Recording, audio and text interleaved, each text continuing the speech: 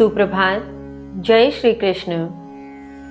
कल अध्ययन किए गए श्लोकों के माध्यम से हमने समझा कि कर्म योगी जो कर्म के फलों की आसक्ति को त्याग कर कर्म करता है वह कमल के पत्ते के समान है।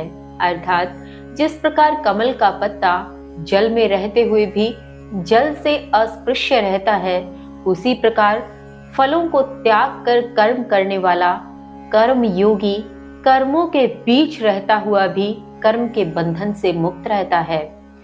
इसी के साथ श्री कृष्ण ने यह भी बताया कि ऐसा कर्मयोगी प्रत्येक प्रकार से कर्म करता है, मन से, बुद्धि से, इंद्रियों से, प्रत्येक प्रकार से कर्म करते हुए भी वह कर्म के फलों में बंधता नहीं है, क्योंकि उसने अपनी आसक्तियों का त्याग कर दिया है।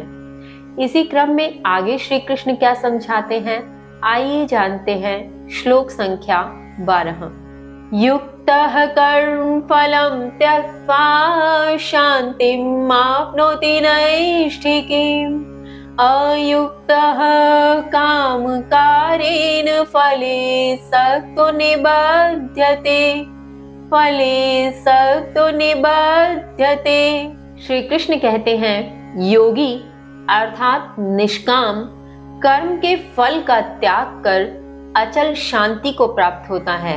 वहीं अयोगी अर्थात सकामी काम के कारण फल में आसक्त हो बंधन को प्राप्त होता है।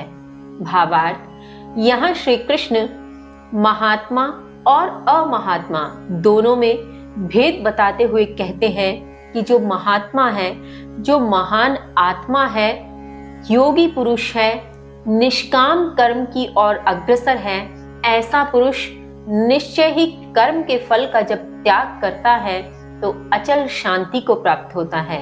उसका कारण है कि जब वह कर्म में आसक्त ही नहीं है, कर्म से मिलने वाले किसी भी फल के प्रति उसकी कोई इच्छा नहीं है कि परिणाम अच्छा आए अथवा बुरा, उसे कोई परिणाम किसी प्रकार से विचलित नहीं करता।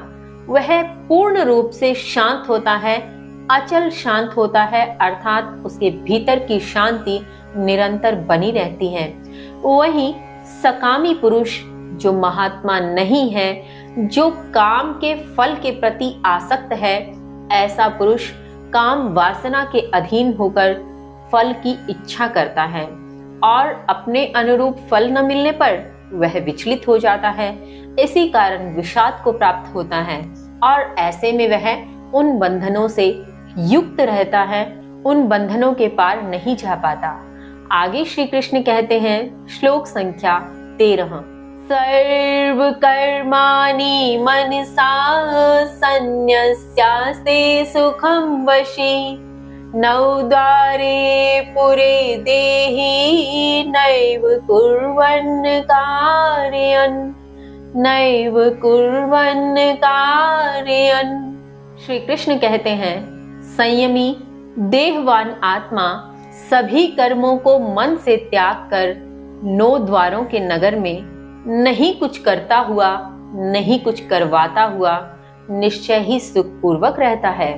भावार्थ, यहाँ श्री कृष्ण उस आत्मा के विषय में कहते हैं जो आत्मा संयम को धारण कर चुकी है और संयम के आधार पर उसने सभी इंद्रियों को अपने वश में कर लिया है और वह अपनी इंद्रियों को वश में करते हुए कर्म के फलों का त्याग कर चुका है और कर्म को अपने इष्ट, अपने परम तत्व में अर्पित कर रहता है। देहवान आत्मा अर्थात देह के भीतर रहने वाला वह आत्म तत्व, वह आत्मा 9 द्वार के नगर में अर्थात इस शरीर में, इस शरीर को 9 द्वारों का नगर कहा गया। इसके 9 द्वार हैं, जिसमें 2 आंख, 2 कान, 2 नासिका छिद्र, 1 मुंह और 2 मलमूत्र त्याग के द्वार हैं। इस प्रकार से 9 द्वार के इस नगर में यह देहवान आत्मा निश्चय ही सुख पूर्वक रहता है। न वह कुछ करता है न करवाता है, ऐसा ही भाव उसके मन के भीतर होता है। वह आत्मा इस देह के भीतर किसी भी प्रकार से कर्म में लिप्त नहीं होता, न वह कुछ स्वयं करता है न करवाता है, बस जो होता चला जाता है उसी के माध्यम से वह सुखपूर्वक आनंद में रहता है। आगे श्री कृष्ण क्या समझाते हैं जानेंगे कल। तब तक के लिए जय श्री कृष्ण।